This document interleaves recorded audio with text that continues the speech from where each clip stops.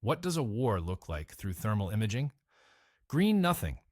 Then shapes, bright white hotspots bleeding into the emerald dark, engine signatures first, then the hard geometric outlines of turrets, hulls, track assemblies.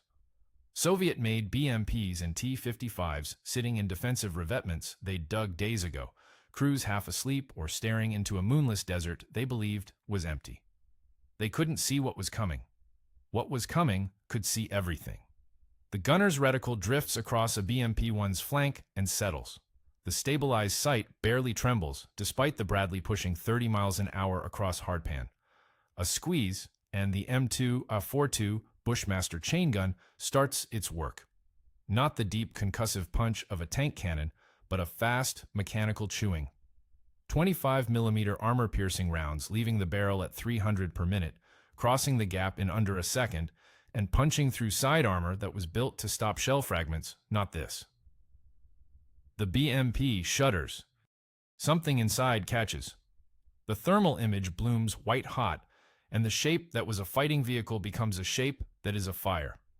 The turret traverses right. Another target? The gunner doesn't wait. This is February 1991. The ground war everyone expected to last weeks is lasting hours.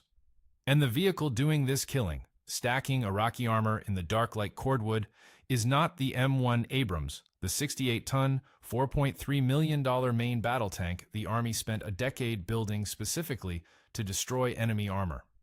It's the Bradley fighting vehicle. The Bradley, which weighs 28 tons. The Bradley, which carries a cannon smaller than some autocannons mounted on patrol boats. The Bradley, which a Pentagon whistleblower once called a death trap on national television, which survived a congressional investigation, a rigged live-fire test, and a satirical movie starring Cary Elwes, all before it ever saw combat. That Bradley. And by the time the ceasefire freezes everything in place on February 28th, Bradleys will have destroyed more Iraqi armored vehicles than the Abrams. Not because they were better tanks, they weren't tanks at all, but because of where they were, what they could see, and what the Iraqis were actually driving. If you've ever served in or around Bradleys, Desert Storm, OIF, or anywhere else, what you saw matters more than what any script can reconstruct. Drop it in the comments. And if this is the kind of story that makes you want the next one, hit subscribe and like so the channel keeps building them. That kill count wasn't supposed to happen. Nothing in the Bradley's design history predicted it. The vehicle had been conceived in the 1960s as a battlefield taxi, a way to move infantry under armor while keeping pace with the Abrams. The cannon was for light targets, trucks, bunkers, helicopters. The real anti-armor punch was supposed to come from the Tau missile launcher bolted to the turret's left side, a guided weapon that could kill a T-72 at nearly 4 kilometers. The 25mm gun was a compromise, an upgrade from the original 20mm meant to give the vehicle some self-defense capability against other infantry carriers. Nobody in the procurement chain imagined it as a primary tank-killing instrument. But war doesn't read procurement documents. What mattered on the night of February 26, 1991, what mattered across dozens of engagements in those 100 hours, was that the Bradley had a thermal sight that could identify targets at ranges the Iraqis couldn't answer, a gun that could penetrate the armor those targets actually wore, and crews who had trained in the California desert until the sequence was automatic. The most expensive weapon isn't always the most lethal one. Sometimes it's the one that shows up in the right place with enough gun. The procurement disaster didn't start as a joke. It started as a reasonable question. How do you move infantry across a nuclear battlefield? In 1963, the Army wanted a replacement for the M113 armored personnel carrier, an aluminum box that could stop small arms fire, and not much else. The requirement was simple. Build something that keeps pace with the new main battle tank, carries a squad of infantry, and gets them to the fight alive. What followed was 2 decades of a vehicle that couldn't decide what it was. The problem was scope. Every branch, every office, every general with stars and an opinion bolted another requirement onto the chassis. The infantry wanted a troop carrier. The cavalry wanted a scout vehicle. Someone wanted it to swim. Someone else wanted a turret. The turret needed a gun. The gun needed to be bigger than 20 millimeters. Now it needed a missile launcher. Now it needed to carry fewer troops to make room for the ammunition. By the mid-1970s, the vehicle that was supposed to be a battlefield taxi had become a hybrid. Not quite a troop carrier, not quite a light tank, not quite a scout, burdened with the compromises of all three roles and the full commitment to none. Then came the armor question, and with it, the man who would make the Bradley famous for all the wrong reasons. Colonel James Burton, a Pentagon analyst, argued that the Army was rigging its survivability tests, detonating charges against Bradleys that had been stripped of fuel and ammunition to make the results look cleaner. When Burton went public, it became a congressional investigation. When the investigation confirmed the tests had been sanitized, it became a scandal. And when the whole mess got adapted into a 1998 HBO movie, Kelsey Grammer playing a bloviating general, Cary Elwes as the whistleblower, it became the only thing most people knew about the Bradley fighting vehicle. The movie was called The Pentagon Wars. It was funny. It was damning. And it cemented an image of the Bradley as the platonic ideal of defense procurement gone wrong. A vehicle designed by committee, tested by liars, and built to enrich contractors rather than protect soldiers. By 1990, the Bradley carried cultural weight that had nothing to do with its actual capability. It was a punchline.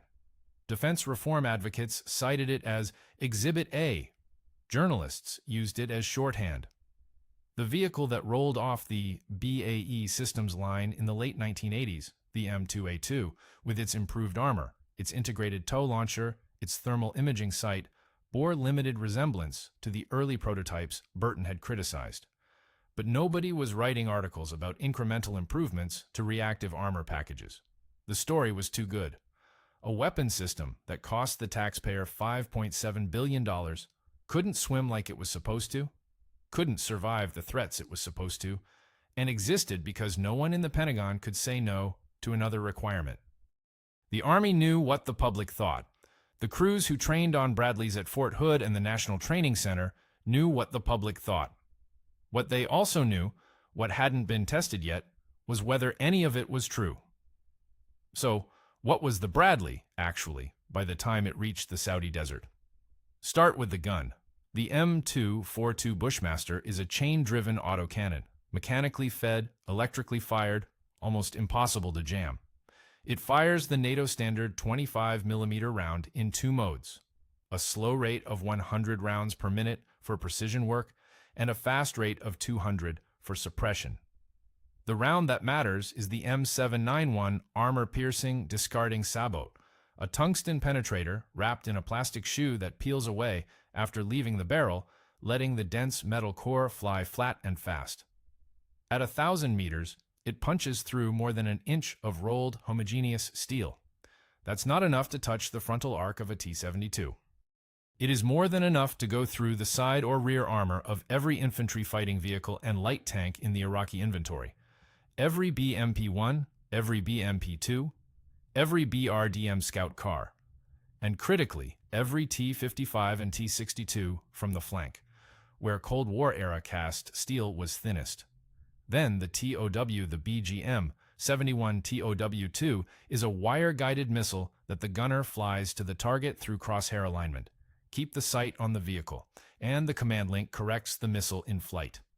At 3,750 meters, it delivers a shaped charge warhead that defeats over 30 inches of armor equivalent. That kills anything in the Iraqi order of battle from the front.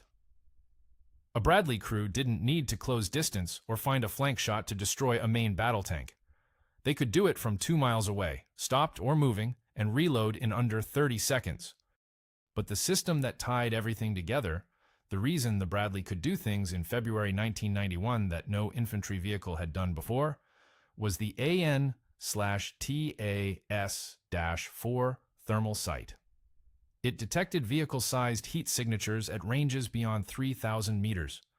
It worked through darkness, fog, blowing sand, and the oil fire smoke that would choke the Kuwaiti sky for months. The Iraqis had nothing comparable. Their gunners were using optical sights calibrated for daylight engagements, staring into a desert night that offered them nothing. The Bradley crews were watching them in high contrast on a green phosphor screen, identifying, ranging, and engaging targets the enemy didn't know existed. On paper, an infantry fighting vehicle, lightly armored, carrying 6 dismounts and a small cannon. In practice, a platform that could detect armor at 3 kilometers, kill light vehicles with the gun, kill heavy armor with the missile, and do all of it in conditions where the enemy was functionally blind. Fort Knox, Kentucky, the Armor School. Every tanker who passed through those classrooms in the 1980s learned the same catechism. The M1 Abrams is the most lethal main battle tank on Earth. And the instructors weren't wrong. The vehicle that General Dynamics delivered to the Army in 1980, and that kept evolving through the decade, was a genuine leap in armored warfare. Start with the gun. The M1A1 variant carried the M2 5.6 120mm smoothbore cannon, a licensed copy of the Rheinmetall L/44 that armed the German Leopard 2. It fired a depleted uranium sabot round, the M829, that left the barrel at over a mile per second and could defeat any fielded Soviet armor at combat ranges. The round didn't explode. It didn't need to. A long rod penetrator made of uranium alloy, denser than steel and self-sharpening on impact, driving through composite armor and turning the interior of the target into a storm of spalling fragments and superheated metal. 1 round, 1 kill. The ballistic computer calculated lead and super elevation automatically. The laser rangefinder was accurate to within 10 meters at 3 kilometers. A trained crew could identify, range, and destroy a target in under 6 seconds. Then, the armor. Chobham, or more precisely, the American derivative the Army called Burlington, was a composite package of ceramic, steel, and air gaps layered to defeat both kinetic penetrators and shape charge warheads. The M1A1HA variant added a depleted uranium mesh to the turret face, and the exact protection level remains classified to this day. What isn't classified is the result. During the Gulf War, no M1A1 was destroyed by enemy tank fire. Not one. Multiple Abrams took direct hits from T-72 125mm rounds and kept fighting. One tank took a hit that blew a chunk out of the turret armor, and the crew drove it back to the maintenance point under its own power. The protection wasn't theoretical. It was proven repeatedly under fire. The engine was a Honeywell AGT1500 gas turbine, 1,500 horsepower, driving 68 tons across open desert at 45 miles per hour, faster than most Cold War planners thought a heavy tank could move. The turbine was loud and drank fuel at a rate that gave logisticians nightmares, but it gave the Abrams an acceleration and sustained speed that let armored formations maneuver like cavalry rather than siege engines. By January 1991, the American public knew all of this, not in technical detail, but in narrative. The Abrams was the star.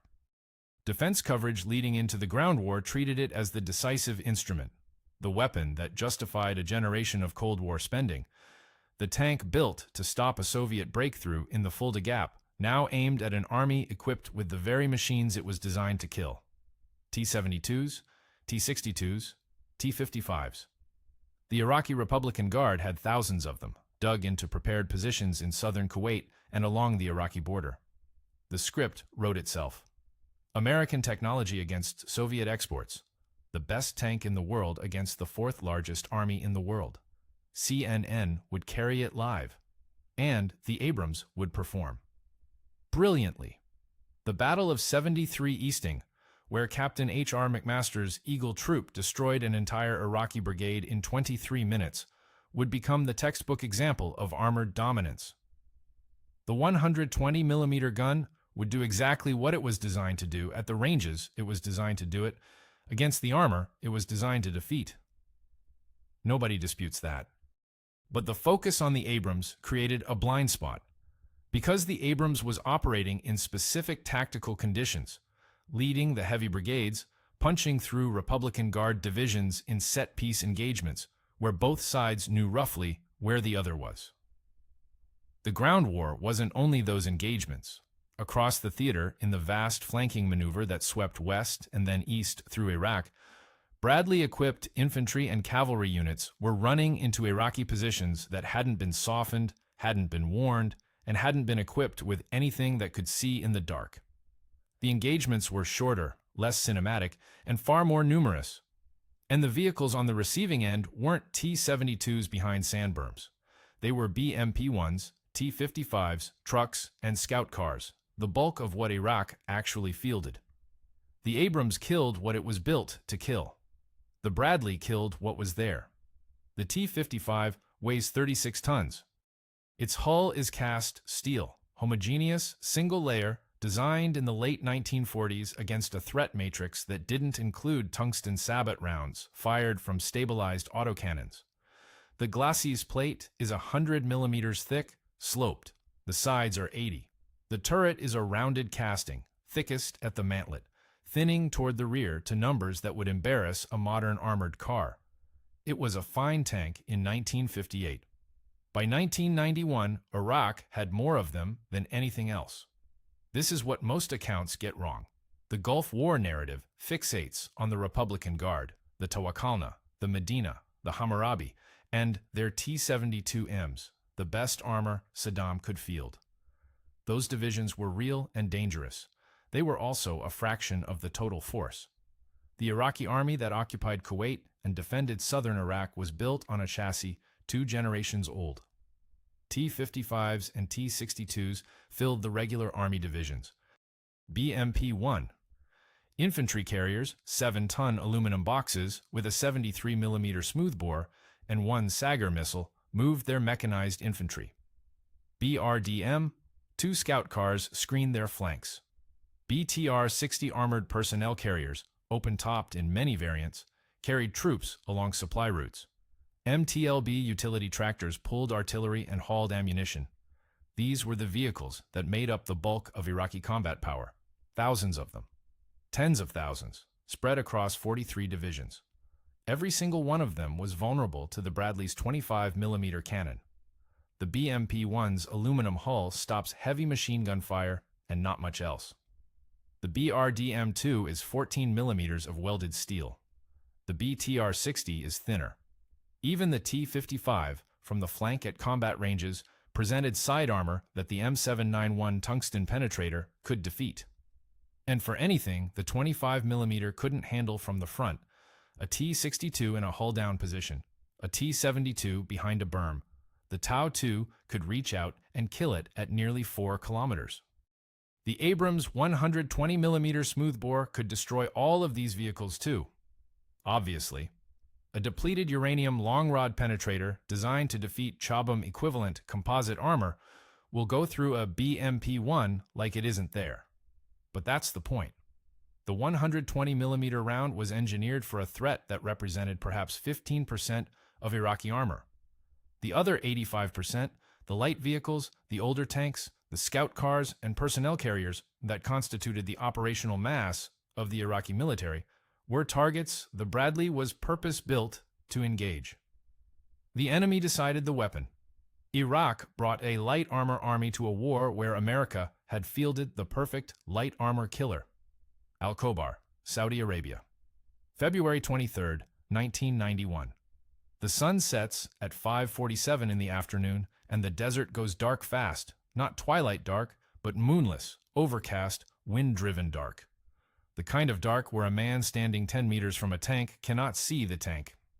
Across the theater, from the Wadi al-Batin in the east to the empty quarter in the west, 250,000 soldiers are doing the same thing. Waiting. The air campaign has been running for 38 days. Coalition aircraft have flown over 100,000 sorties.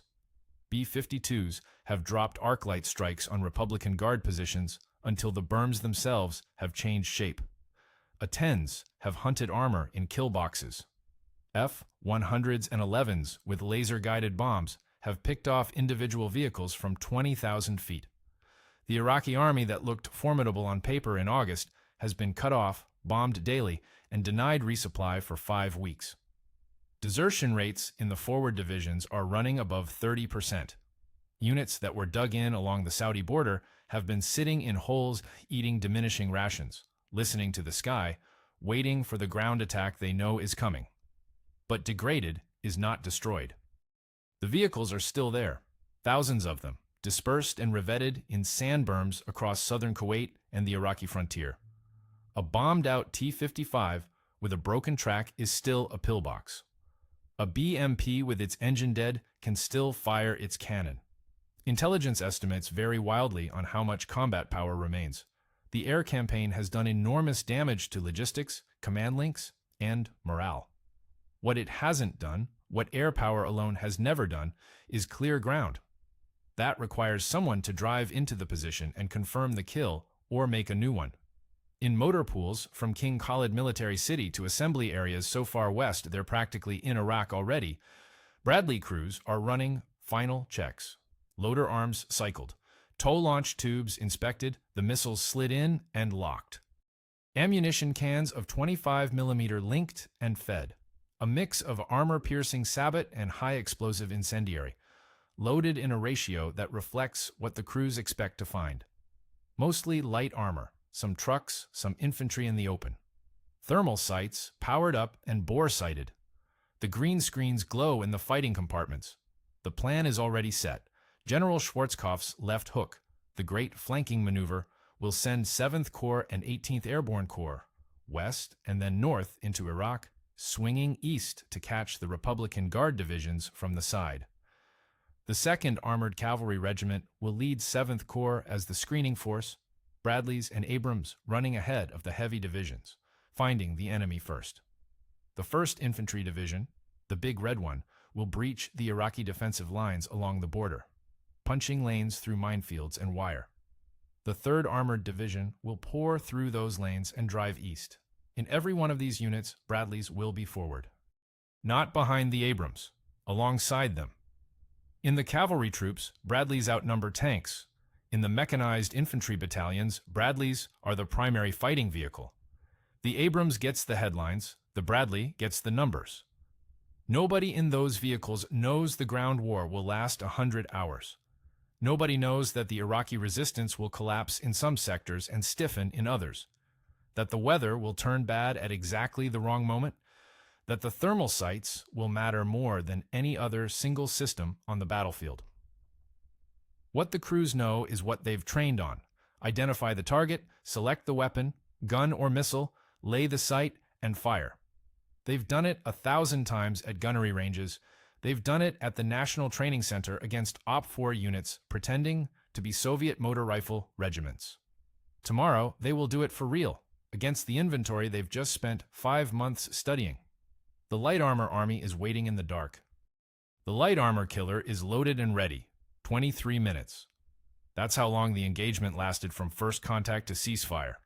The most studied armored battle since 1973, compressed into less time than a television sitcom. But the number everyone remembers is wrong. Not wrong, in fact. Eagle Troop did destroy an Iraqi brigade in 23 minutes. Wrong in emphasis. Because the number that matters isn't the duration. It's the composition of the kill. February 26, 1991. The sandstorm that had been threatening all morning closes in hard around noon. Visibility drops to less than 1,000 meters, useless for optical sights, meaningless to thermal. Captain McMaster's Eagle Troop is advancing east along the 73 easting grid line. 9 Abrams and 12 Bradleys spread across a front of about 3 kilometers, moving at 15 miles per hour into terrain nobody has mapped and nobody has cleared. They don't know the Tawakalna division is there until the thermals light up. The Abrams engage first. McMaster's tank crests a low rise and finds T-72s in prepared positions at ranges under 1,500 meters, knife fight distance for a 120mm gun. The Sabot rounds do what Sabot rounds do. T-72 turrets blow off their hulls. Ammunition cooks off in orange fireballs visible through the dust. This is the engagement the Abrams was born for, and it performs with surgical violence. But the Tawakalna didn't deploy only T-72s. Dug in around and between the tank positions, in the wadis, behind the berms, along the supply routes feeding the defensive line, were BMPs, MTLBs, trucks loaded with ammunition and infantry. BRDM scout cars that had been blinded by the storm and never saw the Americans coming. This was the connective tissue of the brigade, the vehicles that moved its infantry, carried its supplies, screened its flanks, and hauled its ammunition. Without them, the T-72s were just isolated gun positions. With them, the brigade could function as a fighting unit. The Bradleys killed the connective tissue. While the Abrams punched through the heavy armor, Bradley gunners traversed their turrets across the battlefield and went to work with the 25mm. BMP-1s shattered under bursts of tungsten sabot. MTLBs caught fire. Trucks detonated as armor-piercing rounds found fuel tanks and ammunition stores. Tau missiles reached out to positions the chain gun couldn't penetrate. A dug-in T-55 here, a revetted vehicle there. The Bradleys weren't supporting the Abrams. They were fighting a parallel battle against a parallel enemy, and that enemy was more numerous. When the dust settled and the battle damage assessment teams moved through the wreckage along the 73 Easting, they counted. The Abrams had killed the T-72s, the hardest targets, the most dangerous vehicles, the ones that could kill back. The Bradleys had killed nearly everything else. And everything else outnumbered the T-72s by a wide margin. This was the pattern. Not just at 73 Easting, across the entire theater, in every engagement where Bradleys and Abrams fought together. The combined arms equation had a term nobody had bothered to calculate before the shooting started. The radio nets don't stop. For 100 hours they overlap and bleed into each other. Troop to squadron, battalion to brigade, brigade to division. A layered static of contact reports and fire commands and grid coordinates that, taken together, form the acoustic signature of an army destroying another army in real time. 73 Easting was the battle that got studied. It was not the battle that mattered most. What mattered was that the same thing was happening everywhere, simultaneously, across a front that stretched 400 kilometers. In the 1st Infantry Division's sector, Bradleys from the mechanized battalions pushed through the breaches in the Iraqi defensive lines and found what the air campaign had left behind. A landscape of berms and trenches and revetted vehicles, some abandoned, some still crewed. The T-55s and T-62s that anchored the regular army positions were engaged by TOW-2 missiles at ranges where the Iraqi gunners couldn't identify what was shooting at them, let alone return fire. The shaped charge warhead of the TOW-2 was designed to defeat reactive armor on Soviet main battle tanks. Against the homogeneous steel of a T-55 turret, it didn't penetrate so much as a race, punching through both sides and leaving a superheated channel of molten copper through the fighting compartment. Bradley gunners fired, watched the impact through their thermals, confirmed the kill, traversed to the next target, and fired again. Methodical, almost industrial. The BMPs died faster. They didn't require missiles. A 3-second burst from the Bushmaster, 15 rounds of M791 armor-piercing, would walk across a BMP-1's flank and tear it open. The aluminum hull, designed to float the vehicle across rivers, became a liability. Aluminum burns. Vehicle after vehicle caught fire under 25mm impacts, the ammunition inside cooking off in secondary explosions that left nothing but a blackened chassis and a column of smoke marking where a fighting position used to be. Bradley crews in the 3rd Armored Division reported engagements where they destroyed 4 and 5 BMPs in a single firing pass, traversing smoothly from target to target, the chain gun cycling without interruption. The night engagements were the most lopsided. Iraqi units that attempted to reposition after dark, pulling back from overrun positions, moving reserves forward, or simply trying to flee north toward Basra, drove into a thermal environment they didn't understand and couldn't counter. The AN/ISU-T2 3 thermal sight on the Bradley didn't care about darkness. It didn't care about the oil fire smoke that rolled south from the Kuwaiti wellheads and blotted out the sky. It rendered every vehicle with a running engine as a bright white signature against a cool desert background. Iraqi columns moving on roads at night appeared on Bradley screens as ordered lines of luminous rectangles, trucks, APCs, tanks, presented broadside at ranges of 2,000 meters or more.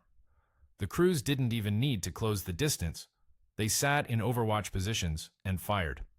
The 2nd Armored Cavalry Regiment, after 73 easting, continued east and handed off the fight to the 1st Armored Division, whose Bradleys then pressed the attack into the Medina Ridge engagement. The 24th Infantry Division, racing east through the Euphrates River Valley, used its Bradleys to destroy Iraqi vehicles attempting to escape north across the causeway at Hor al-Hamr.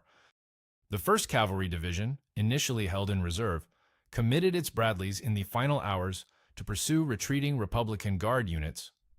In every case, the story was the same. The Abrams killed the tanks, and the Bradleys killed everything else. And there was so much more of everything else. The numbers, when they were finally compiled, told a story that contradicted every assumption the defense establishment had carried into the war. Bradleys across the theater had destroyed more Iraqi armored vehicles than the M1 Abrams. Not more soft-skinned trucks, not more unarmored targets. More armored vehicles, the BMPs, the BRDMs, the MTLBs, the BTRs, the older tanks hit from the flanks and rear. The vehicle that had been mocked on national television, the vehicle that a Pentagon reformer had called a death trap, the vehicle that was supposed to just carry infantry to the fight and stay out of the way, had compiled a kill count that exceeded the most celebrated tank in the American arsenal. Nobody had predicted this. Not the doctrine writers, not the war planners, not the defense critics. The arithmetic had been available to anyone who looked. More Bradleys than Abrams in theater, more light armor than heavy armor in the Iraqi inventory, a 25mm gun perfectly matched to the threat. But nobody had done the math. The war did it for them, Doha, Saudi Arabia. March 1st, 1991. The ceasefire is 36 hours old. In a maintenance yard east of the airfield, recovery crews are cataloging destroyed American vehicles towed back from the battlefield. 3 Bradleys sit in a row, burned black, their hulls opened by Iraqi fire, 2 by T-72 main gun rounds, 1 by a guided missile. 3. Out of roughly 2,000 Bradleys that crossed into Iraq and Kuwait, 3 lost to the enemy in 100 hours of continuous combat against an army that fielded thousands of armored vehicles and anti-tank weapons. The Deathtrap died 3 times, but the row doesn't end at 3. Farther down the yard, separated by a gap that means nothing physically and everything administratively, sit 17 more Bradleys. Same burn patterns, same catastrophic hull failures, same dead and wounded crewmen in the casualty reports, different column on the spreadsheet. These Bradleys were killed by Americans. Friendly fire. The term is obscene and everyone who uses it knows it. There is nothing friendly about a 120mm sabot round from an Abrams striking the flank of a Bradley at 1,500 meters because the thermal sight shows a vehicle and the gunner has 3 seconds to decide if it's enemy or friendly, and he decides wrong. There is nothing friendly about a Hellfire missile from an Apache finding a Bradley column moving on a road that was supposed to be clear. There is nothing friendly about the moment a crew realizes the impact didn't come from the front. The Bradley's armor could stop 30mm Soviet rounds on the frontal arc. It was never designed to stop a sabot round from the most powerful tank gun in the world, its own army's gun. When an Abrams round hit a Bradley, the vehicle didn't just fail. It came apart. The aluminum components burned, the fuel ignited, the ammunition cooked off. Crew members who survived the initial penetration had seconds to get out before the vehicle consumed itself.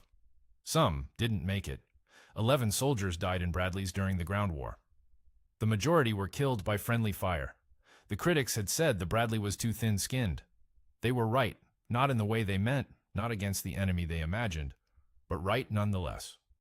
The armor that had proven sufficient against every Iraqi weapon system encountered in direct combat was meaningless when the threat came from your own side at point-blank range in a sandstorm. But here is what the dead cannot be reduced to: a vindication of the critics or a rebuttal of them.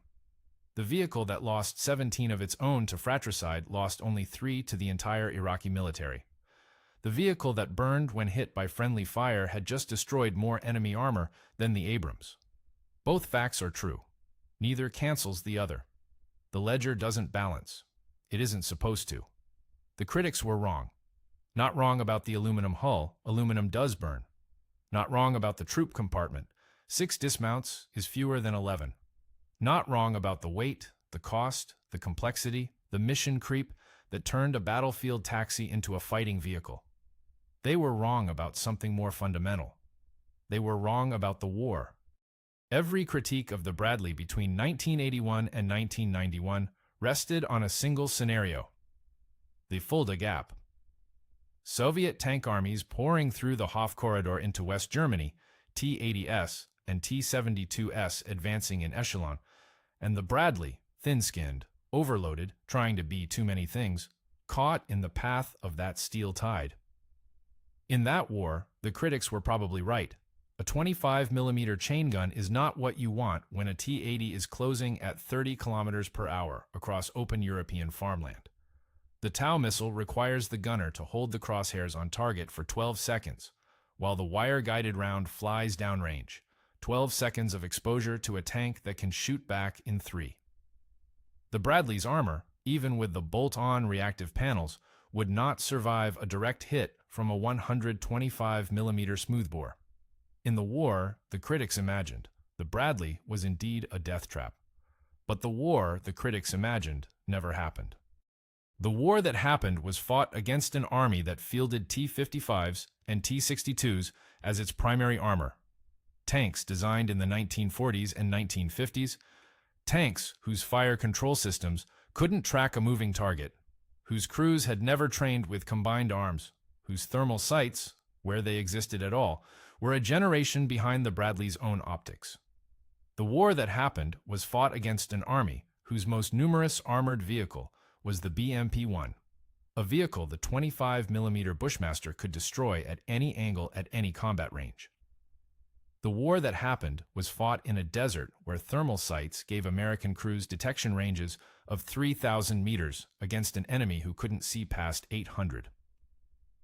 The war that happened was fought at night, in sandstorms, under oil fire smoke, in conditions that turned the Bradley's sensor suite from an advantage into an asymmetry so total it barely qualified as combat. The critics judged the Bradley as a tank. It wasn't a tank. It was a sensor platform with a gun matched precisely to the enemy's center of mass.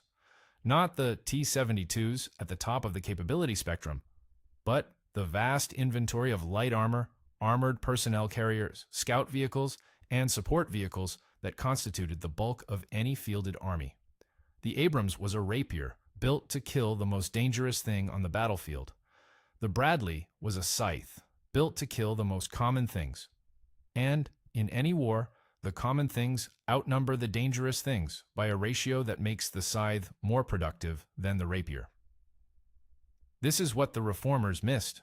Not the engineering. They understood bolts and armor thickness and ammunition stowage with genuine technical fluency. They missed the operational arithmetic. They counted the ways a Bradley could die and never counted the ways a Bradley could kill. They saw a vehicle that couldn't survive a hit from a T-72 and concluded it was flawed. They never considered that it might not need to survive a hit from a T-72 because it would be killing BMPs at 2,000 meters while the Abrams handled the T-72s at 800. They envisioned the Bradley alone, isolated, facing the worst case. The Army fielded it in combination, integrated, facing the actual case. The actual case was an Iraqi army with roughly 4,000 tanks and 8,000 other armored vehicles. The ratio was the answer. 2 vehicles in that inventory could not be killed by a 25mm gun from the front. The T-72 and the T-62 with applique armor. Everything else, every BMP, every BRDM, every MTLB, every BTR, every T-55 from the flank, fell within the Bradley's kill envelope. The critics spent a decade arguing about the vehicle's ability to survive against the 2. They never thought to ask what it could do to the 8. The Bradley is still in service when the towers fall. It rolls into Baghdad in 2003, into Fallujah in 2004, into Sadr City in 2008. And the wars keep proving the same point in new ways. RPGs fired from rooftops. IEDs buried in median strips. EFPs machined in Iranian workshops and smuggled across the border. punching molten copper through armor plates at the speed of a rifle round. The vehicle survives some of these and doesn't survive others, and each failure generates the same headline it generated in 1985. The Bradley is a death trap. Each success generates nothing. Nobody writes the story about the Bradley that took an RPG-7 to the turret ring and drove back to the FOB. Nobody films the segment about the crew that killed a technical with a 3-round burst at 800 meters in the dark, while the infantry in back called out targets through the periscopes. The failures are news, the successes are routine. And routine, by definition, is not a story. This is the lesson. Not about the Bradley, about the machinery of judgment itself. The Pentagon Wars aired on HBO in 1998. It was funny and sharp and well acted, and it told a story that felt true. The bloated defense establishment wasting taxpayer money on a vehicle that couldn't decide what it wanted to be. 7 years after that vehicle had destroyed more enemy armor than the Abrams. 7 years after 100 hours of combat had delivered a verdict so unambiguous it should have ended the argument. But the movie wasn't about the verdict. The movie was about the argument. The argument was better entertainment. A colonel who served with the 3rd Infantry Division told an interviewer in 2004 that he'd stopped correcting people about the Bradley. At dinner parties, at barbecues, someone would bring up the Pentagon Wars and laugh about the vehicle that couldn't do anything right, and he'd tried, for a few years, to explain what actually happened in the desert, the kill counts, the thermal overmatch, the 3-to-17 ratio of enemy kills to friendly fire losses that told you the vehicle worked, but the identification systems didn't. People's eyes would glaze. The comedy was stickier than the combat record. He stopped correcting them. This is what the procurement cycle produces, again and again. A weapon is designed. It is criticized. The criticism becomes the narrative. The weapon goes to war and performs, sometimes brilliantly, sometimes adequately, sometimes catastrophically. But it doesn't matter, because the narrative was set in peacetime, and combat doesn't have a publicist. The A-10 is the plane the Air Force tried to kill. The V-22 is the helicopter that crashes. The F-35 is the jet that costs too much. The Bradley is the troop carrier that tried to be a tank. Each of these descriptions contains a truth. None of them contains the truth. But they are simple and repeatable, and they fit in a headline. And the actual combat record, messy, conditional, full of asterisks and context and caveats that don't survive the edit, does not. The Bradley's real legacy isn't the kill count. It's the demonstration that the American defense establishment can produce a weapon that works for reasons nobody intended, against an enemy nobody predicted, in a war nobody planned, and still lose the argument. The vehicle that proved itself in 100 hours of combat couldn't survive 15 years of peacetime storytelling. The desert doesn't care about narratives. The desert remembers what burned and what didn't. The rest is television. Fort Carson, Colorado. November 2022. A sergeant first class with 2 Iraq deployments walks a line of Bradley A4s parked on a motor pool pad, checking track tension with a pry bar the way sergeants have checked track tension since 1981. The vehicle under his hands is 41 years into its service life. Its replacement has been canceled 3 times. The latest program, Optionally Manned Fighting Vehicle, a name that sounds like it was generated by a procurement algorithm, is on its 4th prime contractor. Estimated fielding date, 2029, then 2031. Then to be determined. The sergeant doesn't track the program, he tracks the maintenance schedule. The Bradley that rolled into Baghdad in April 2003 was functionally the same vehicle that had rolled through the Medina Ridge 12 years earlier. Same Bushmaster, same tow launcher, same thermal sight, upgraded but operating on the same principle. Find the hot thing, kill the hot thing. Task Force 1-64.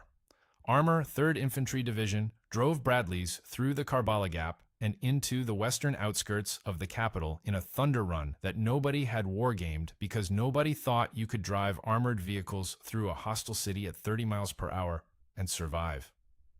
The Bradleys survived.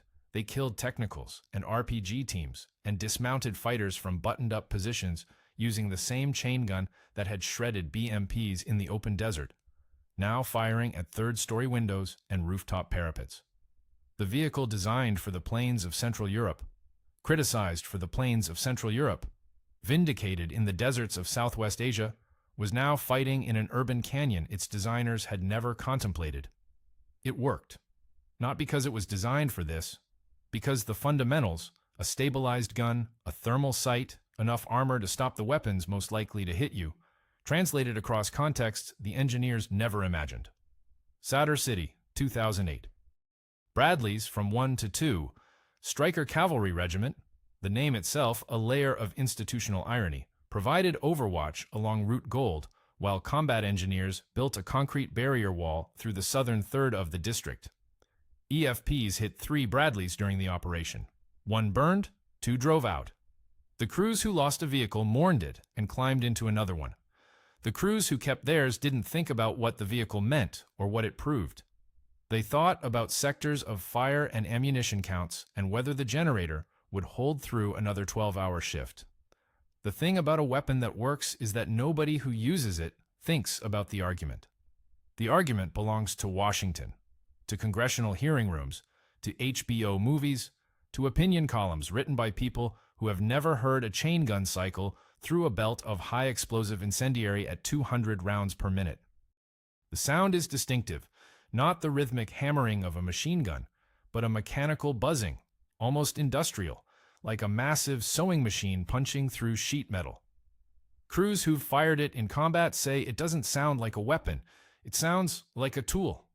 And that's what it is, a tool that was debated for a decade, laughed at for another decade, and used continuously for 3 decades by soldiers who had the luxury of not caring about the debate because they were too busy using the tool. Fort Carson. The sergeant finishes his walk. 17 Bradleys on the pad, all operational, all assigned to a brigade combat team that will rotate to Europe in the spring for a NATO exercise, driving Bradleys across the plains of Central Europe, finally, 30 years late, in a training scenario built around the threat of Russian armor pushing through the Suwalki Gap. The Fulda Gap with a different name. The war the Bradley was designed for, rewritten in a new geography, still hypothetical, still driving procurement decisions, still generating briefing slides about the next vehicle that will replace this one. The sergeant logs the maintenance check on a tablet, walks back to the company office, and starts the parts request for a replacement road wheel on B-23. The vehicle is older than he is. Its replacement is a PowerPoint slide. The PowerPoint slide has been a PowerPoint slide longer than some of his soldiers have been alive. Somewhere in a climate-controlled archive at the Army's Center of Military History, the Gulf War vehicle kill sheets sit in a filing cabinet. Bradley kills more than the Abrams. Nobody has requested the file in years. The sergeant submits his parts request and moves on to the next vehicle.